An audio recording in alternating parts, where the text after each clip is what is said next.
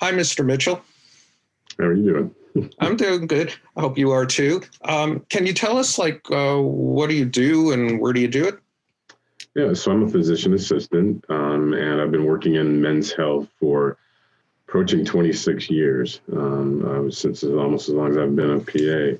And the work that we do now is through an association now called Guynecology Men's Health, which I founded.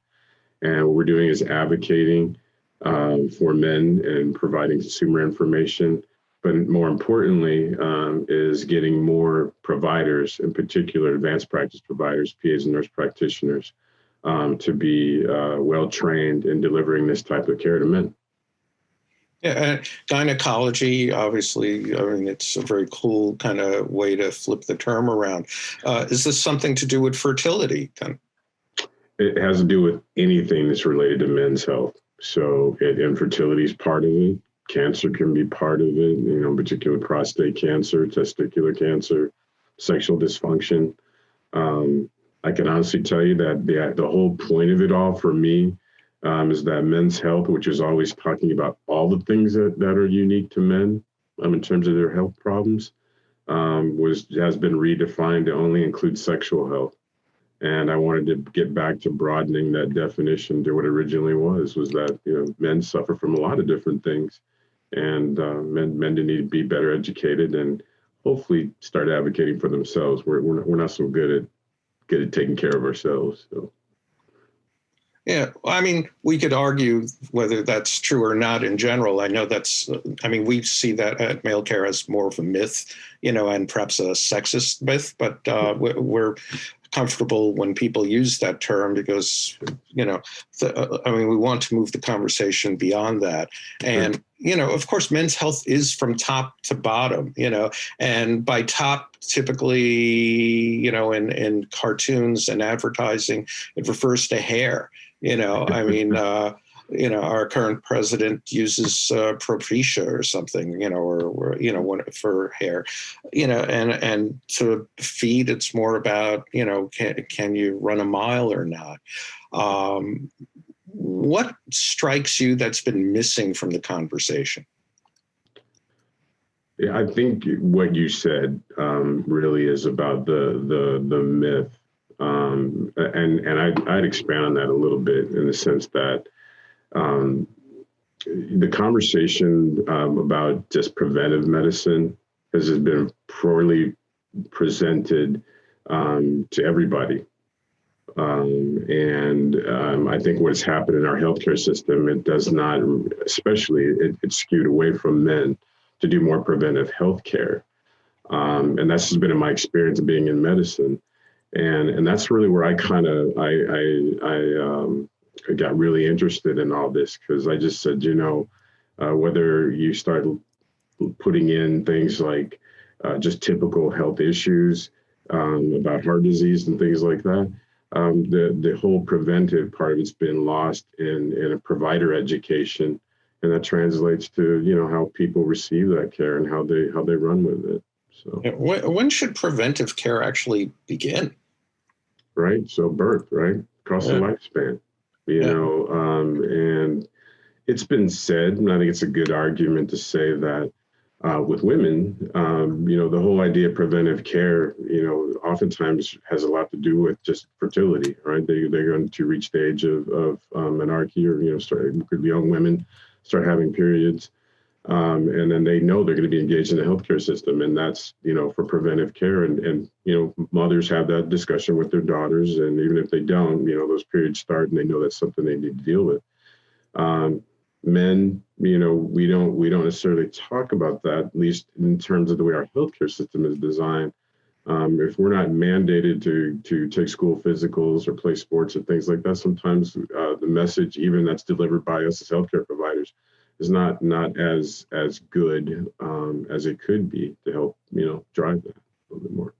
Yeah, and we do have this sort of pre-adolescent kind of awakening in terms of nocturnal admissions and learning to masturbate, learning to orgasm. Very few of us, all of us, most of us men remember the first time we went, eureka, something just came out of here and it's really cool. I mean, it's like, so, and all the little embarrassing moments that followed until we figured out how to do it discreetly or engage our parents in saying it's okay, but none of that provoked a visit to the doctor. Does wellness and preventive health actually mean that a doctor has to be involved, or can it just be right? So tell me more about that. No, not at all. I mean, and that's really why. So I talk about nutrition and just eating better and things like that don't require a doctor, and exercising and taking care of your mental health. Hobbies. Reading, educating yourself, enjoying life. I mean, doing things that really promote your overall health and well-being. Spirituality, all those things, I think, play a role in really good preventive health measures that one can take. And they do not require a healthcare provider to advocate or even to suggest that. But I will argue and make fun of my own kind. There's nothing wrong with us just, dropping a little of that in there when somebody comes in and sees us. There's always, visit to us does not have to be about something wrong.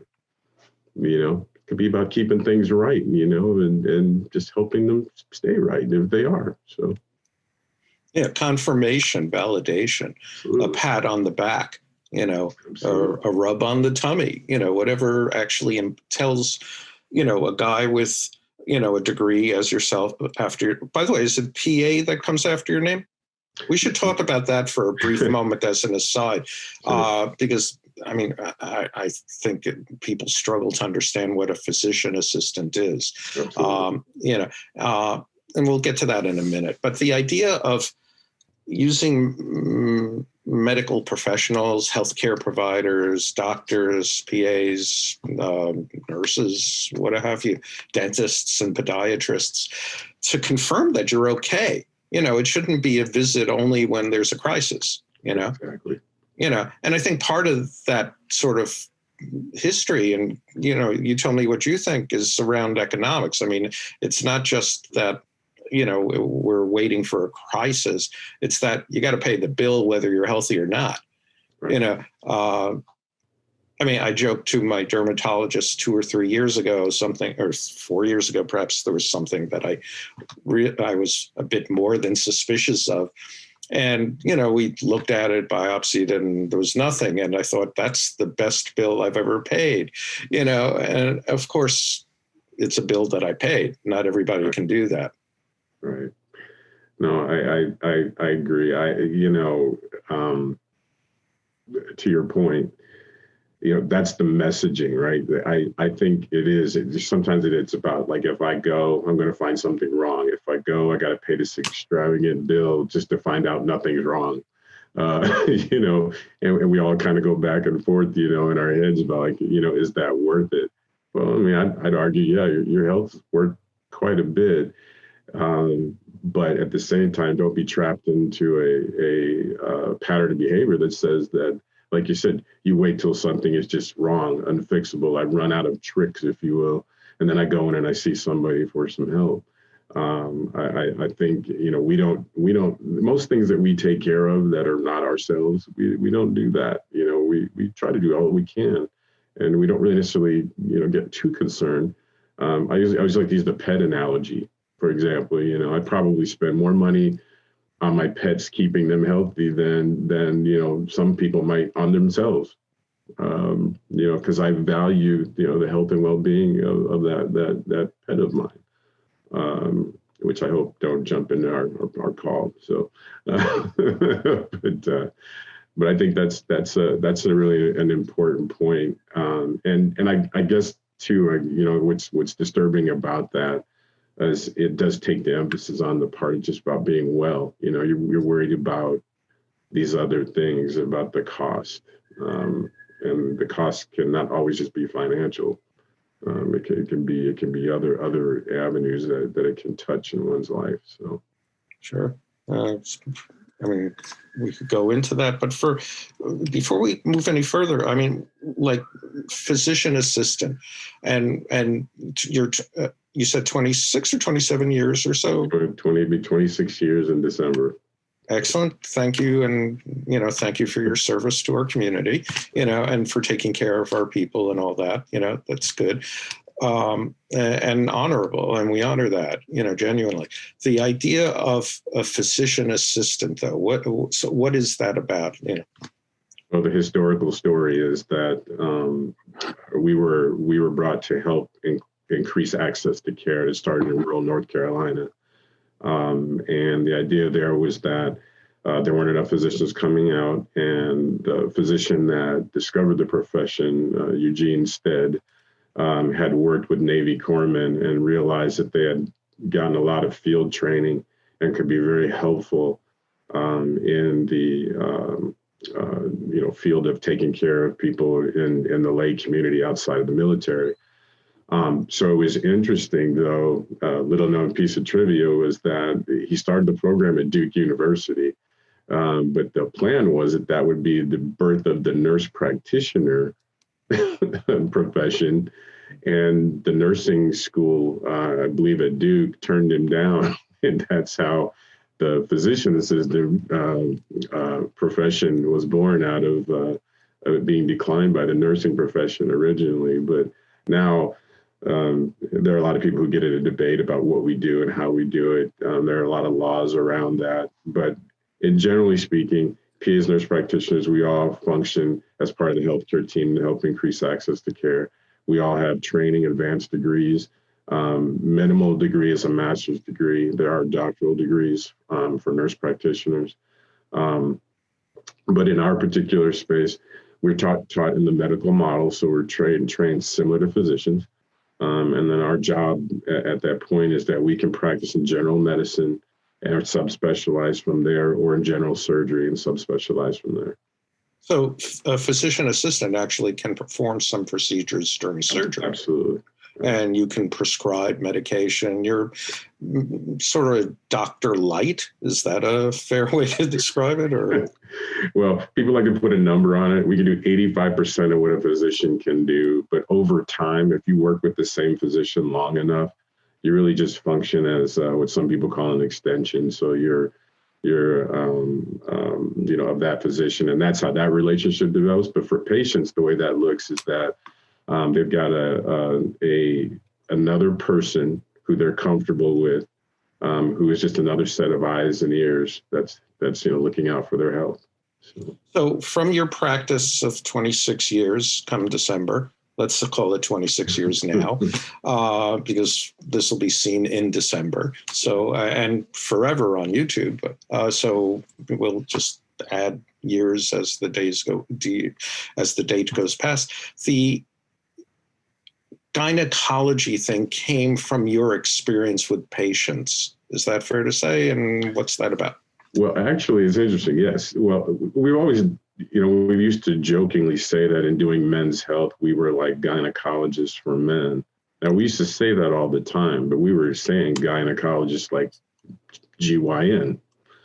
I was having a conversation with my girlfriend, and she said to me, or asked me the question, she said, if somebody asked me what you do for a living, what would I tell them? I've got 30 seconds.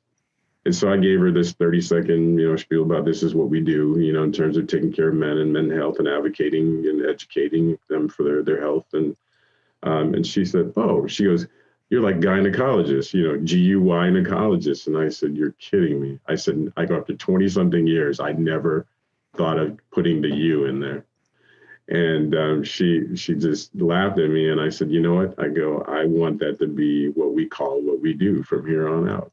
And thus the gynecology was born. So gynecology, I mean, it's brilliant and quippy and fun to say. What else is behind it? So what we really get, what's behind it is just a mission. The mission is that we want to make sure that patients, providers, all can do the best that they can do to increase the health and well-being of men. And it didn't necessarily have to be all medical, as you alluded to earlier. It was about spirituality. It was about mental issues, stress. Which again, right now everybody's stressed. and how that affects everything that we do in our lives. And right now, there really, in my opinion, has not been a lot of central places where both providers and patients intermingle in a less structured environment, kind of like you described about, going to the doctor is only meant to be when there are problems. I wanted to have some place to go where they would intermingle, and then we would have some fun with it too. I thought that was really important. Patients used to just make me laugh all the time, about their take on things, whether it be about their erection problems, ejaculating. One of my favorite things, ejaculation post-prostatectomy. I had a patient tell me, he says, Ken, he goes, you know what that's like now? And I said, no, what's that like? He goes, it's like a sneeze without snot. And I go, that's hilarious. And it just something that historically has been like this horrible thing that happened to you, all of a sudden wasn't so horrible anymore. And then we just started, like I said, we just said, you know what, people that resonates with people, that helps them connect with it, and again takes that stigma or problem, philosophy out of wellness and healthcare. So. Yeah.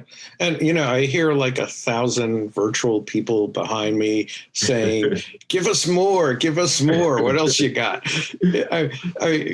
What other jokes are there? I mean, we want to hear them. Yeah. I mean, I'll tell you what's funny is we started digging into just the word guy. Like I go, where did that even come from? And we were laughing that it was from, Guy Fawkes. Now, a lot of people know who that, may or may not know who that is, for those that don't know, he led this attempted, I would call it a coup, I guess, and he was going to blow up Parliament with all this gunpowder.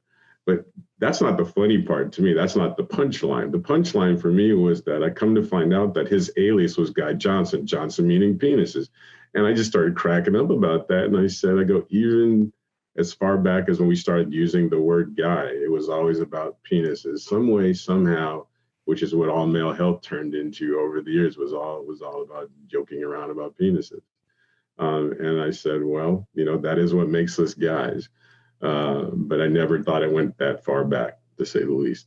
Well, penises certainly did go very far back, as you probably can imagine. The idea that we would, highlight penises and the shape and descriptions and humor around them, it sort of makes sense. I mean, it's the prominent, most dominant distinguisher between us and, women, and it provides a connection to other male creatures. I mean, lions, tigers, cats, and ants. Well, I don't know about ants, but, most male things besides men have penises. Right. While most female things besides women don't, and that's extraordinary. I mean, we're more connected phallically with billions, perhaps trillions of creatures than we are with our spouses and partners if we have female spouses and partners. Right, well. Please don't tell my wife, and I won't tell your girlfriend. But but what else? I mean, sneeze without snot is cool. What else you got? I can just tell you a couple other crazy things that are out there. It's funny, like you say, like what's out there. Like I said, some of them are jokes, but some are just things I've observed that I just find hilarious. So Minnesota Zoo, for example. The Minnesota Zoo, on Valentine's Day for years, I do believe it still continues. They have a Valentine's dinner that they do, and you are to bring a date. This could be a first date, a nice, wonderful dinner at the zoo. And you get paraded around the zoo and you get to learn about the mating habits of all these different animals and get all kinds of wonderful trivia, like penis length, and which has the most sex and things like that. I find that just humorous as a first date. I even used to talk about this in my talks. I would give these in the middle of a very serious health talk with my colleagues. I would say which animal has the smallest penis for its overall size. And they would look at me like I was crazy. That I put up a picture of an ape. Now a lot of people don't know that, but they do find that kind of funny. When we look at that. When I look at patient encounters again, feel like I'm on the spot to give you some of the most hilarious things I've ever heard. Premature ejaculation. I had a patient come in, took everything I had, not to laugh in his face, but I did eventually. He and I got to laugh about it later. But he came into my office and he was running late. I come in the room, introduce myself, and he says, "Hi, Dr. Ken." He goes, "I'm so sorry I came late to this appointment." And it took everything I had not to just crack up when he said that, given that he was there for an evaluation for premature ejaculation, of course, which is, and I go, you can't make that stuff up when people say things and do things like that. Yeah. And yeah, I mean, it also provokes the idea, there are devastating moments in our lives around impaired sexuality and impaired sexual functioning. The loss of ejaculate post-prostatectomy is absolutely cruel thinking for many men. The idea to not be able to come anymore. And it for some men we see in our support groups takes years before they reconcile that. And that's aside from those men who enjoy ejaculate play, for, whether it's gay or men with other men or men with other women, there are many people who enjoy playing with ejaculate, or having fantasies or role playing around that. Those guys can't do that anymore post initial treatment. There must be some poignancy in the conversations you have as well. Yeah, I mean, there's no question. I can tell you one of the things that I did as a method of practice in the first group that I did this in, that I worked for, introduced the whole idea of bringing that up before they underwent their procedure.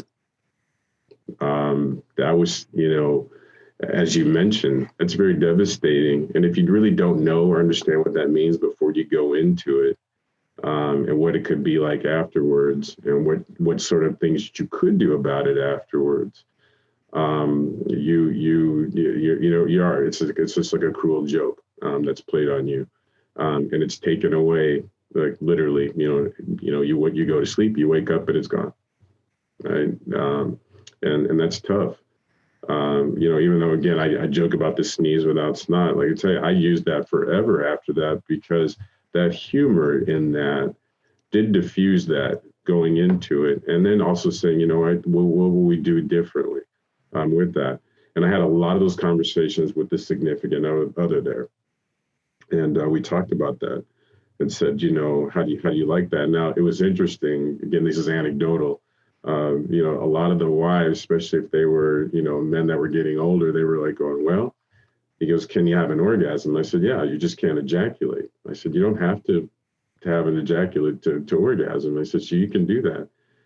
And I don't know how many times it happened where the female significant other in particular, in most cases, would say to me, so you mean nothing's going to come out now? She's like, yeah. She goes, it's not going to be all messy anymore, right? She's like, I go, I guess not. And they thought that was great. They thought it was a great conversation to have. They said, okay, that's what it's going to be like. And then they started having conversations about it, even before they underwent the prostatectomy, and mostly, individually as a couple, they would figured it out how they were going to enjoy sex, without that. So, does gynecology have something about working with couples? Absolutely. We 100% feel that you can't have this conversation, unless you are in a relationship by yourself, without having that conversation with the significant other. And I can tell you, when we took care of those patients who were undergoing prostate cancer treatment, we always mandated that the spouse was there. And we talked about that. Again, we didn't not tell the jokes with the spouse there, during the talks, whether they were funny slides about, leaking, or if it was anything even about, having sex where you were you're not able to ejaculate. We still shared that with everybody. So absolutely, yeah, you got to have that significant other. Nobody goes through any cancer alone. Well, there are a lot of people who go through cancer alone, single men, and there are certainly men who are 50s and 60s and 70s who yearn for a partner or someone to love and be loved by, and they don't have it. It just it's a tearful kind of presentation. How does gynecology help these men? So I will say this. So in reference to what you just said, so what I mean is that someone is always supported some way, somehow. And I believe even what we're doing is supporting even that notion, because we have some guys that may have some sexual dysfunction problems before they get diagnosed with prostate cancer. And we introduced the concept that, and that there are things you can do. And it's surprising how many men don't know that there was something they could be doing about their sexual dysfunction. And then how many are really surprised at how we could be doing things even after prostate cancer treatment that can allow you to be sexually active. So there are occasions where we have men who weren't sexually active before they had the diagnosis of prostate cancer, but then because we intervened, now they are active sexually, even though they've had prostate cancer treatment. So. Yeah, and that sort of falls back on what you were saying, going to the doctor during a crisis. Perhaps that fellow hadn't been to a doctor before, and now in your office, you can resolve a problem that might have been resolved earlier, but certainly can be resolved now. It's resolved in a way by reframing everything. We try in Malecare not to harp on the dysfunction. That's a given. Impotence may or may not resolve. Maybe interventions, whether it's Trimex or a vacuum pump or implant or just time, will help. But for many guys, that's it. They're just impotent. And it's not so much about restoring anything, but about reframing and learning how to enjoy the life that you got left. And there are ways, because you can orgasm, as we both know, which is, a remarkable revelation, to orgasm with a flaccid penis, right. And for many men, it's a mind-blowing orgasm that they never experienced before, as they report back. Yep, absolutely.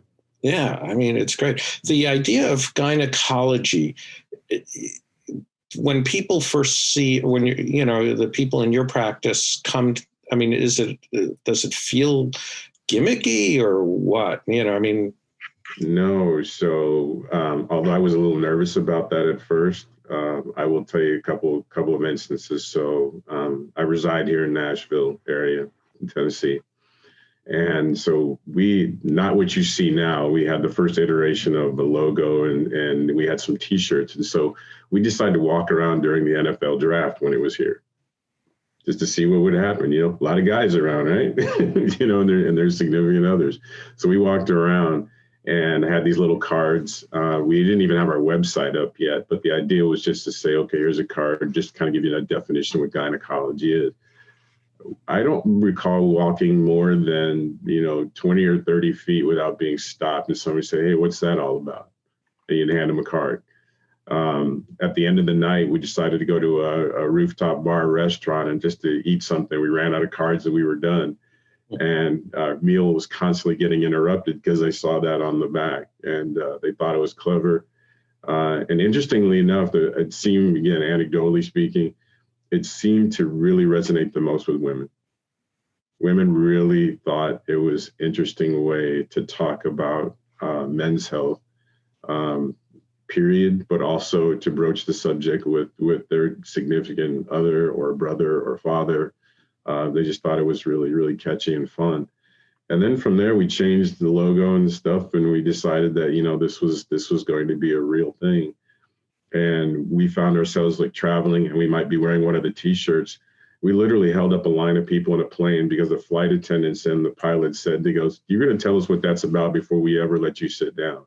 And so, we just kind of told them about it. And, people really seem to catch on to it. They get the idea. So we feel, anything that draws men in, people in, to care, anybody who really just cares about male health. this is one way it captures their attention, and we think it's great. It's fun.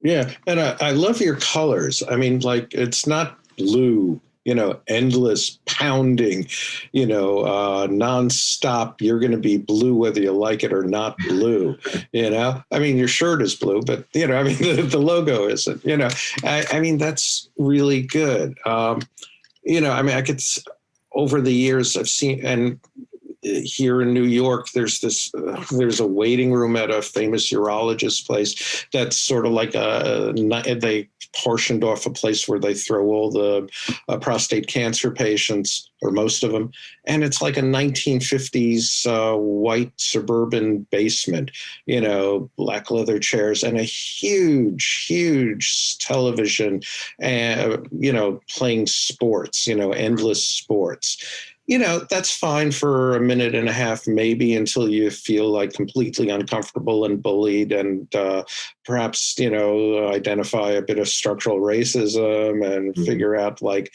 this really sucks. How dare they?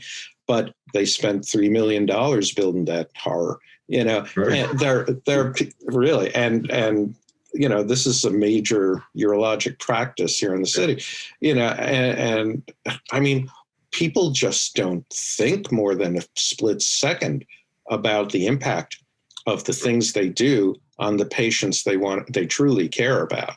The idea of disparity pops up in this context. It's not just about black versus white, but also, like, just the way people have been brought up.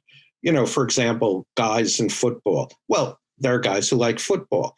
I've never been to a football game in my life outside of college games, and even then, I mean, it was only because at that time we held the losing streak with like 4.5 years of endless losing until we screwed that up, because the game that would have given us the actual longest record, and CBS and all these people were there, we won that game. So we couldn't even, get we blew the losing streak, but it was like, there's a disparity in terms of who we are as people. And, if we want to sort of just look at men, I mean, every man's experience from childhood up is different. Right. Guynecology seems to take that into account by creating sort of like a clean plate for people to put their own choice of vegetables on, not Right. like, steak and potatoes all the time or something. Right.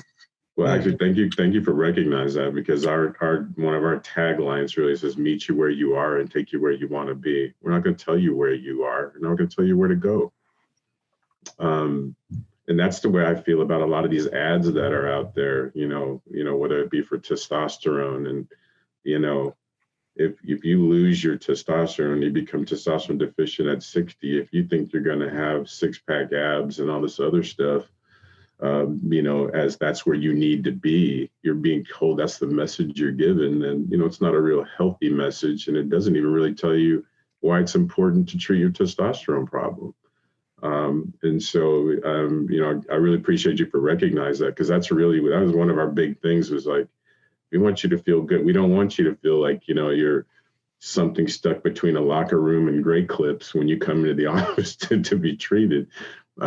We know you're a guy, you're a guy. We're not going to assume what you like and don't like. There aren't some things that are inherent in being a guy that you should or shouldn't like. You are who you are as an individual. So we want to meet you, like I said, where you are, and then, take you where you want to be. So if you want to be in better shape, if you just want to be happier mentally, if you, whatever it is, we're working right now. Again, we're kind of in our infancy, but it's a lofty goal. But we really want to say that we want to touch all the things that are about being a man that men, talk about. And they're, like you said, they are diverse in many ways. And we should address it, and we should look at it that way. Yeah, and validate it and honor it and encourage it.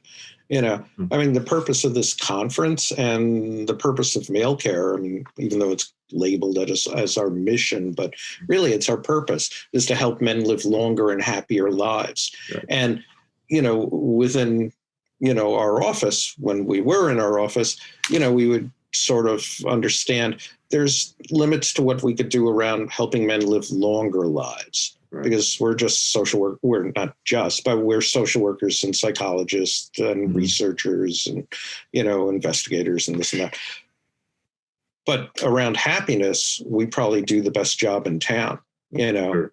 Which is to say on the planet. And that's why our modalities are emulated around the world, which, is a point of pride for us and very cool. And we've worked over 20 years to figure out some of this stuff. So, good that we came close or actually did figure things out to help people in ways that respect, who they are, who they want to be, who they have yet to discover is themselves, right. Help people on their own voyage of discovery in the last years of their lives, whether those years turn into decades or months, but to have happiness is sort of the goal that we look at as, the most wonderful thing we can do and the thing that we seem to be good at doing, and gynecology sounds like it's part of that realm, and we're very happy to be speaking with you.